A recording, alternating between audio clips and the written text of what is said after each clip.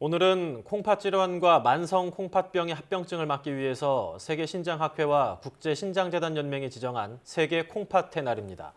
고령화 시대로 돌입하고 있고 또 식습관의 서구화가 진행되면서 만성 콩팥병 환자가 급증하고 있다고 하는데요. 네, 그런데 이런 만성 콩팥병 비단 우리나라뿐 아니라 전 세계적으로 증가 추세를 보이고 있다고 하는데요. 전문가와 함께 자세히 짚어보겠습니다.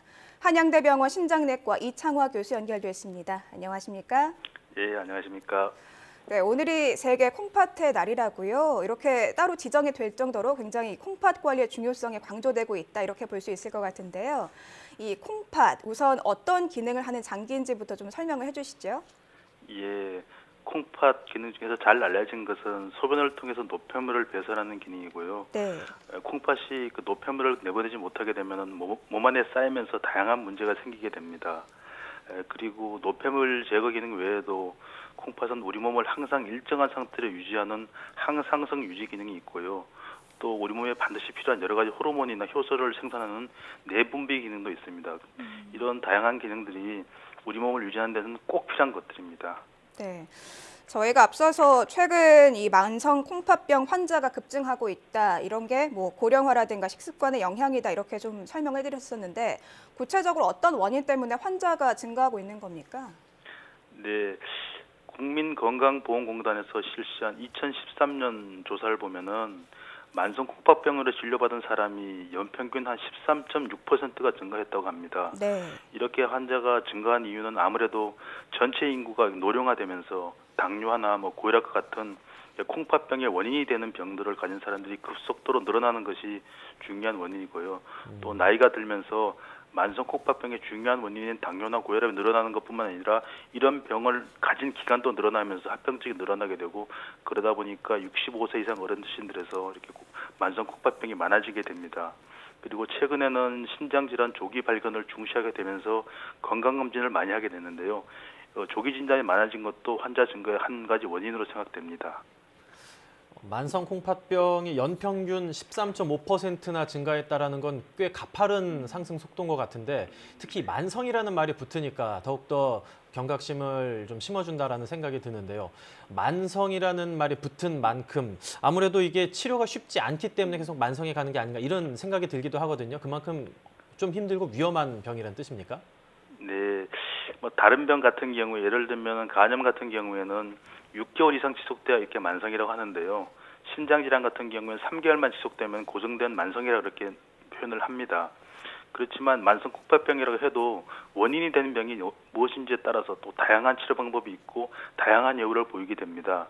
예를 들면 당뇨병 같은 경우에 어느 정도 진행하게 되면은 활을 떠난 화살처럼 되돌리기 어려운 경우도 있지만 일부 사고체 신염처럼 치료를 하게 되면 이전 상태로 회복시킬 수 있는 경우도 많습니다. 그렇다면 우리가 제일 좀 중요하게 짚어봐야 할 부분이 유발 원인이 아닌가 싶은데요. 이런 만성 콩팥병 유발 원인 어떤 것들이 있습니까? 예, 원인은 아주 다양하지만 당뇨병과 고혈압이 가장 흔한 원인이고요. 그 다음에 콩팥 자체의 병인 만성 사고체 신염이 다음으로 흔한 원인입니다. 또 그 외에 유전병이나 선천성 질환, 약물에 의한 부작용 같은 것들이 중요한 원인이고요. 또 그리고 최근에는 심한 비만일 경우에 만성 콩팥병이 증가한다는 보고가 있는데요. 이런 이유 때문에 올해 세계 콩팥의 날 주제가 콩팥병과 비만이기도 합니다.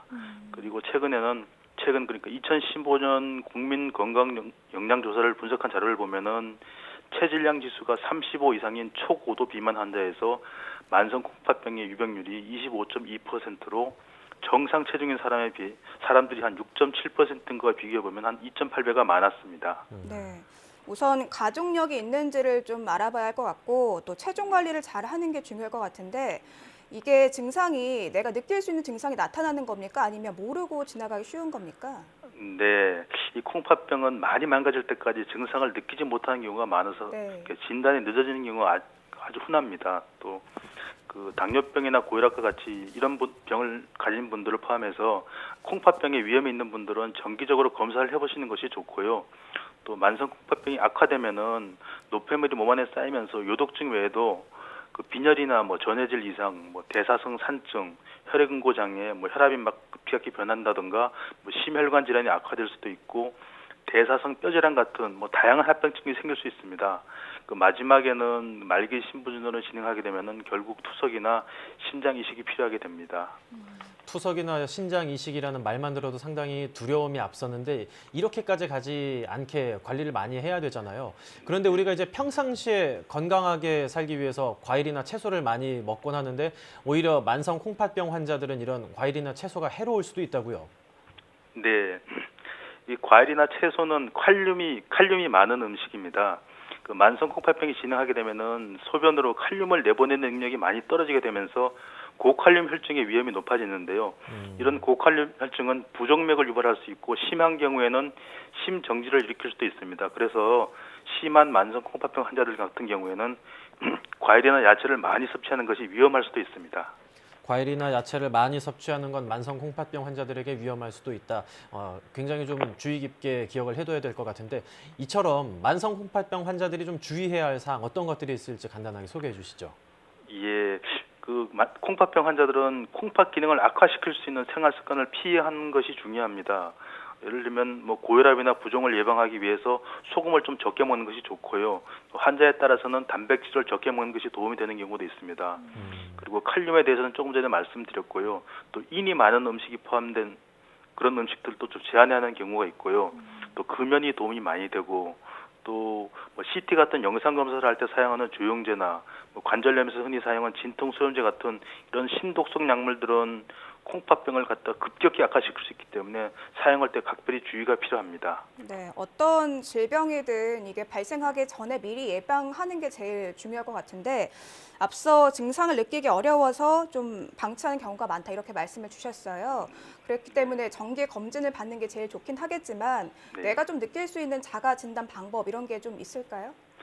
예, 증상이 없는 경우가 대부분이긴 하지만 그래도 만성 콩팥병을 의심해 볼 수 있는 경우를 말씀드리면은 피로감을 잘 느끼고 기운이 없다, 집중력이 갑자기 떨어졌다, 식욕이 거의 없다, 또 잠을 잘 못 잔다, 밤에 쥐가 잘 난다, 다리가 좀 붓는다, 아침에 일어나면 눈이 푸석푸석하다, 그리고 소변을 자주 보게 되고 또 특히 밤에 소변 때문에 여러 번 잠을 깬다, 최근에 혈압 변화가 심하다. 이런 경우에 의심해 볼 수 있습니다만 어쨌든 증상이 없는 경우가 더 많습니다. 증상이 없다고 하시니까 앞서 짚어주신 것처럼 정기적인 검진을 받고 만약에 가족력이 있는 경우 한 번쯤 의심해 보는 게 제일 좋을 것 같습니다. 네. 네, 지금까지 한양대병원 심장내과 이창화 교수였습니다. 오늘 말씀 잘 들었습니다. 네, 감사합니다.